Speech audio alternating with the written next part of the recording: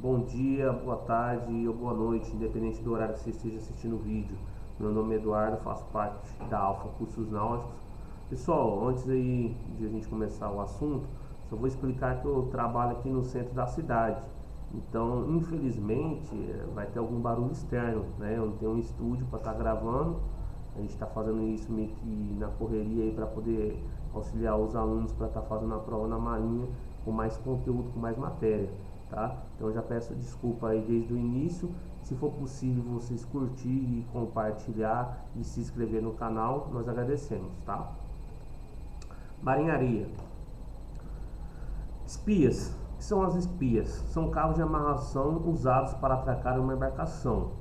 Bossa é o cabo destinado a amarrar a embarcação miúda. Então, dentre as espias, nós temos lançantes, springs e traveses. Lançante de proa, cabo de amarração que não deixará a minha embarcação cair a ré.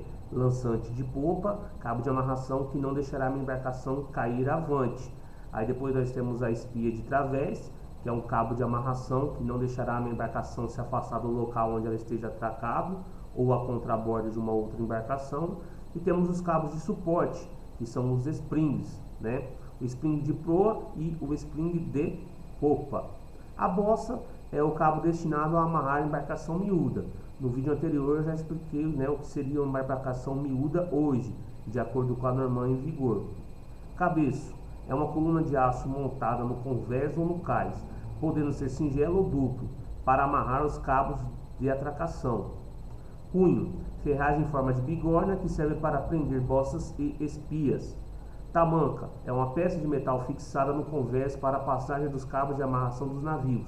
Também serve para substituir a buzina. Cabestrante é um aparelho constituído por um tambor de eixo vertical acionado por motor elétrico ou manualmente, destinado a içar amarras e puxar espias durante as manobras.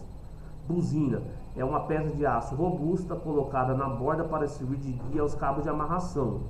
Vigia, abertura circular no costado ou superestrutura, que serve para entrar ar e luz. Olho de boi, abertura no convés ou numa antepara fechada, com vidro grosso para dar claridade a um compartimento.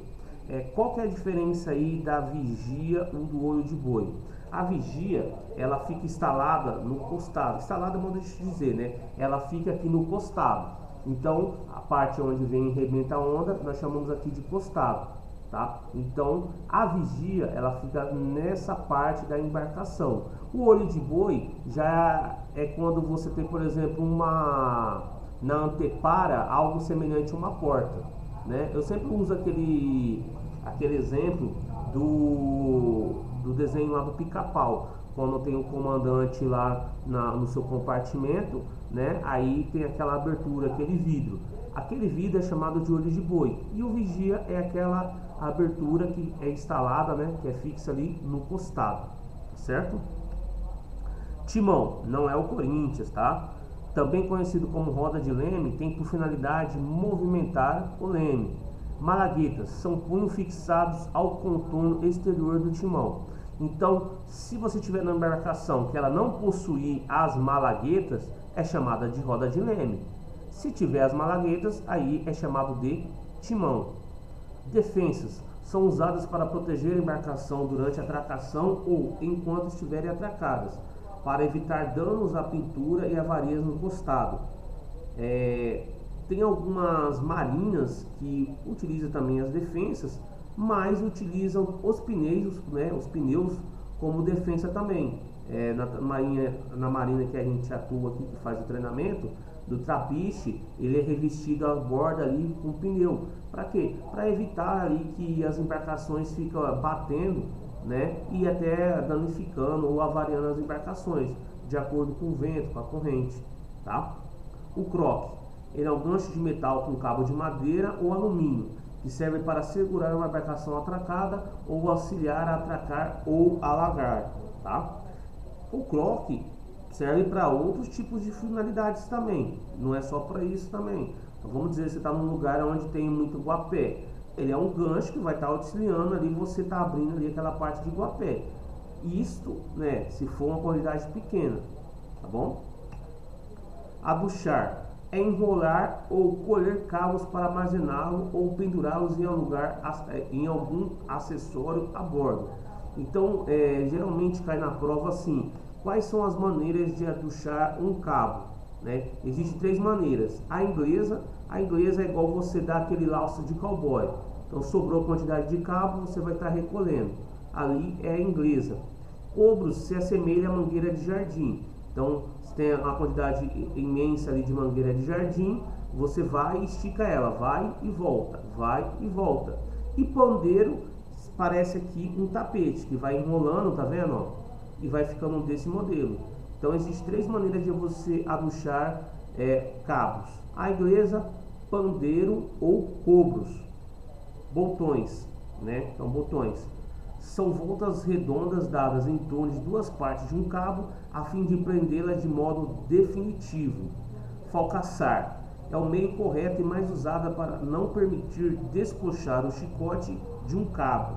É dar voltas redondas no chicote de um cabo. Pinhas, destinada ao transporte de uma espia para cais ou do cais para bordo. Aí temos o nó de meia volta. O nó de meia volta serve como base ou parte de outros nós. É a volta dada nos entulhos e pode se desfazer facilmente. Nó direito é um dos nós mais fáceis de fazer. Serve para unir cabos de bitolas iguais, sendo o mais seguro dos nós. Nó de escolta singelo é um nó de muita segurança, com a grande vantagem de poder unir cabos de bitolas iguais ou diferentes. Atenção, pessoal, em relação aí à prova. O que acontece? Na minha prova de instrução, né, para instrutor, ela caiu tanto a pergunta do nó direito como o nó de escolta singelo. Então, se eu tenho na prova uma pergunta: qual é o cabo destinado a unir bitolas iguais? Bitola seria ali o diâmetro do cabo, ali, o milímetro. Um cabo de 10 milímetros com um cabo de 10 milímetros. O nó para utilizar, né, para unir esses 2 cabos da mesma bitola é o nó direito.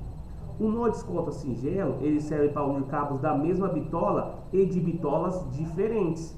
Só que na prova, eu já tenho uma pergunta que caiu sobre o nó direito, que serve para unir cabos de bitolas iguais.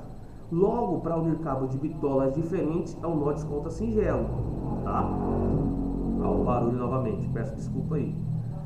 O laje guia é um dos mais executados entre todas as marinhas.